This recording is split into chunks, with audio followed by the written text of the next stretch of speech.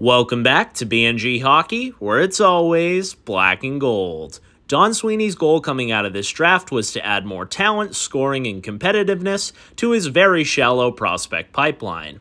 They absolutely did that when they got the steal of the draft in James Hagens at 7th overall, but it's hard to say they did that in rounds 2 through 7 today, where the drafting looked much more of the same from this Bruins front office.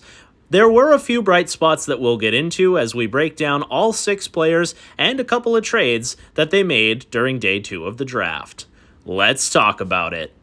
We're starting things off on a positive note with the first selection of day 2 for the Bruins, 51st overall in the second round. They select forward William Moore. He's an 18-year-old, 6'3" left shot centerman who could also play left wing but definitely projects more as a center. Last season for the U.S. National Development Program, in 64 games, he had 27 goals, 32 assists for a total of 59 points. This is a guy who really fell down the draft board, so once again, the Bruins get lucky here where a guy falls into their lap and they don't overthink it, they just grab the talent because they desperately need it. This was a guy who a lot of people had ranked in the mid-30s, and we got him at 51. He's a two-way centerman who's always in and around the net at both ends of the ice, not afraid to defend down low, but definitely at the offensive zone, he's always tipping pucks, always smashing in rebounds, screening the goaltender, and plays hard. He's a smart hockey player with good hands, plays in all situations, so this is a guy who's a PK power play specialist, plays a big role on his teams, and this season he'll be going to, of all places, Boston College, where he's once again expected to play a pretty big role because that team is losing out on some pretty good players. Now, as a lot of you might know, James Hagens will also be attending Boston College, and basically half the roster is Bruins prospects, including last year's first-round pick Dean Letourneau and a couple of other solid prospects, and Oscar Jelvik and Andre Gasso. So it's really exciting to see this group kind of build some chemistry together and to be able to watch them here in our own backyard. I know a lot of people are frustrated like, oh, can Don drive more than 5 minutes down the street to find a prospect? Yes, I understand that, but a lot of people seem to have this player higher than he was picked, so it really was the right pick at that time, especially for an organization that is desperate for center depth. And even though you finally got a real one in James Hagens, you can't have enough, and this kid projects to be a pretty solid middle 6'1". If you have a 1-2 punch of Hagens and Moore in the future, you'll be happy you ended up grabbing both. His NHL comparables, he said he models his game after Matt Boldy. A lot of people compared him to like a Morgan Geekie, a Sam Bennett if he doesn't really hit his ceiling. Obviously, a lot of people are in on a Sam Bennett type player. I'm much more willing to take that guy in the second round than I am in the first round with a guy like a Brady Martin. So I'm really glad that the Bruins went for their kind of high ceiling, low floor player in the second round instead of with their top 7 pick.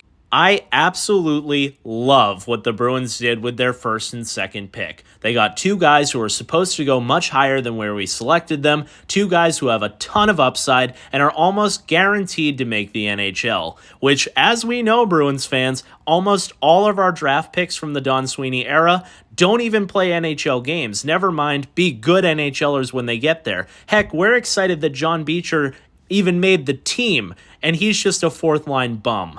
And that's the kind of guys we've been selecting for so long. We don't have to keep holding our breath waiting for a guy like a Fabian Lysell. I think these players are 1, maybe 2 years away from being legit NHL players and helping us immediately. I love that these 2 are already friends. In fact, Moore already said he's looking up to Hagens and sees him as a bit of a role model. So I think that's kind of cool. And the fact that they're going to be able to create that chemistry at Boston College is something I really love. The Bruins need to find their culture, find their room again. They were the best room in the NHL for a really long time. And having these prospects kind of come together at Boston College and grow as the next wave of Bruins really can't hurt us moving forward, especially if they play big roles. So this was another slam dunk pick by Don. Really happy this guy fell to us, and I'm really happy the Bruins didn't overthink this. You need centers. You get a big centerman here with a ton of skill, going to school in your own backyard. I give this pick an A. We started off on a positive note, and now it's time to jump right into the negative, where with the 61st overall pick in the second round, the Bruins select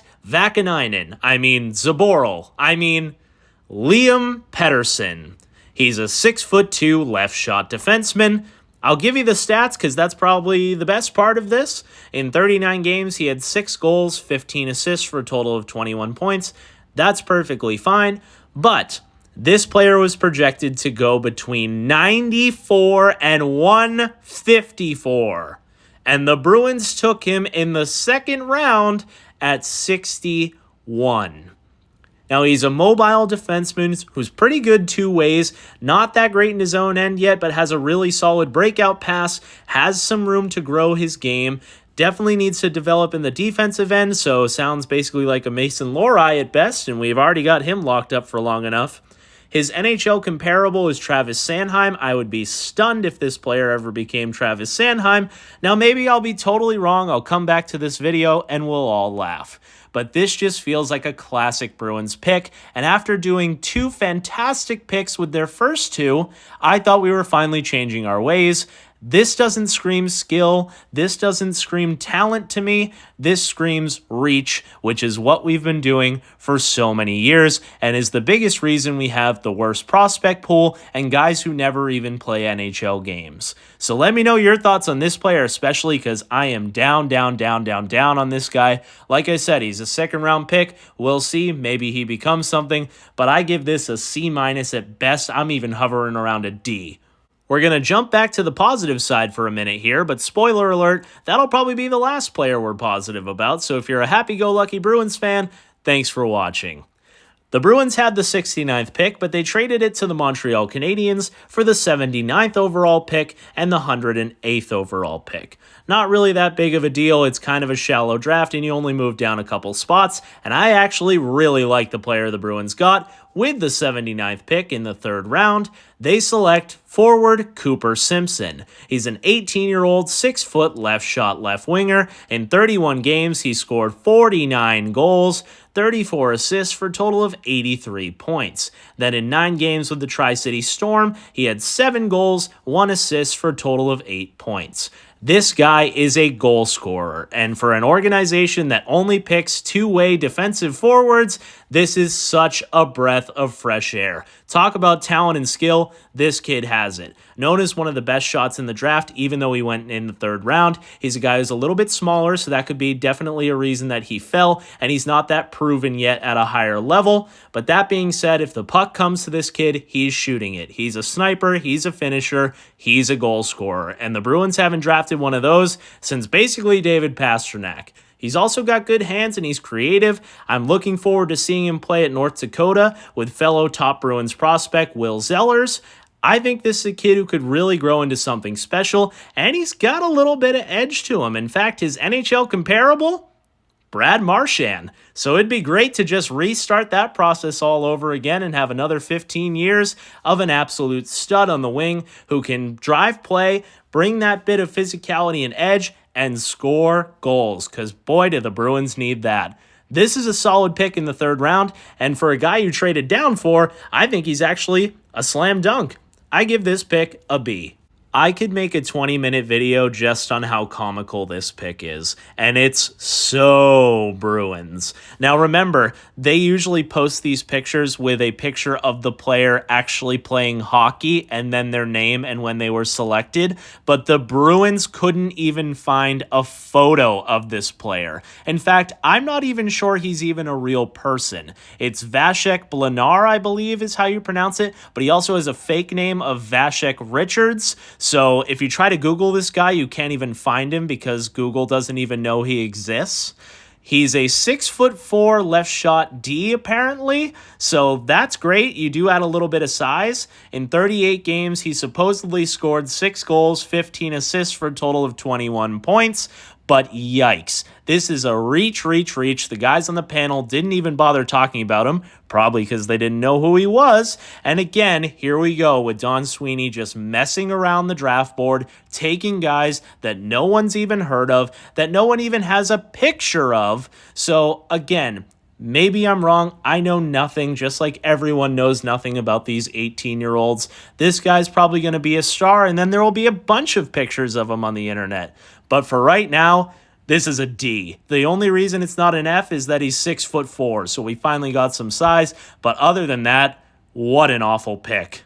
The Bruins' next pick was 108th overall, but they traded that to the Tampa Bay Lightning for a 4th-round pick next season, where they are absolutely loaded with 2 first-round picks, a second-round pick, a third, and now 2 fourths. So I love that the Bruins have that draft capital, especially because next year is expected to be a much better draft. And the way they were going today, I was perfectly fine with them letting go of that draft pick and just moving later down the board. So they did still hold the 133rd pick, where in the 5th round, they selected forward Cole Chandler. He's an 18-year-old left-shot centerman who's 6'2". In 64 games, he had 13 goals, 19 assists for a total of 32 points, and in the playoffs, he had 12 points in 16 games. He was sick at the beginning of the season, and he said that was part of the reason why he had a slower start, so maybe this guy would have had a better season and been higher up the draft board. Seems like a hard worker, solid playmaker, little bit of physicality to his game, and has some subtle skill. Needs a lot of time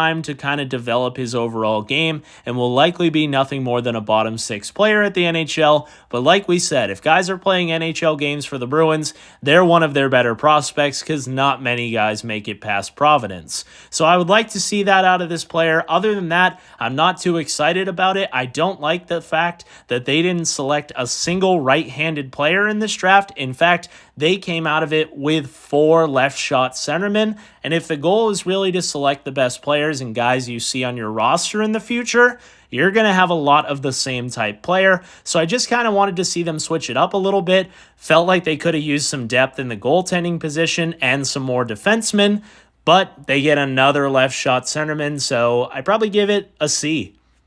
As this draft mercifully comes to an end, the Bruins still have one more pick in the 6th round, 165th overall, where they select, let me see. Oh, I know, a left-shot centerman. Kirill Yemelyanov, who knows, close enough. An 18-year-old 6-foot left-shot center who in 35 games had 13 goals, 10 assists for a total of 23 points.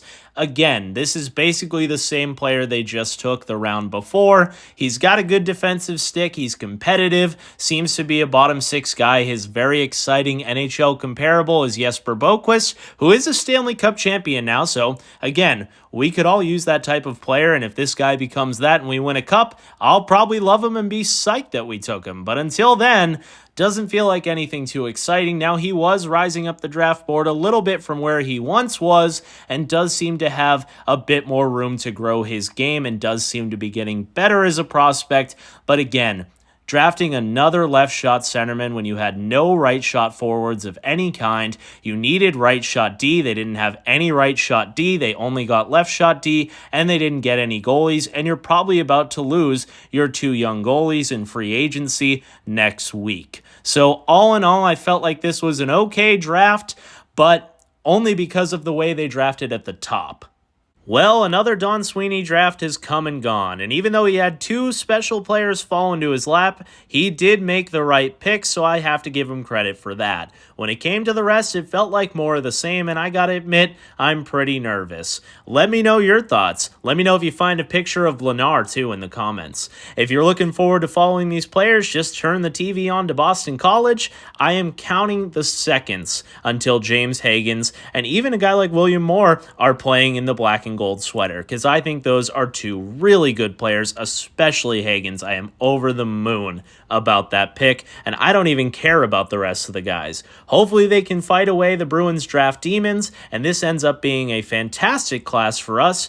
But luckily we have plenty of picks next season, and now we turn our attention to free agency and hopefully a few trades, because this roster, especially up front at the NHL level, still needs a lot of help. They need some help on the right side D, and I'm worried about the goaltending position too if we're going to lose our 2 young guys. So there's still a lot of work to be done, but so far so good for this offseason for Don Sweeney, adding a couple of elite level players to his prospect pool that desperately needed it. So again, let me know what you thought of this draft down below in the comments. If you enjoyed this video, make sure to give it a big like, and if you haven't already, subscribe.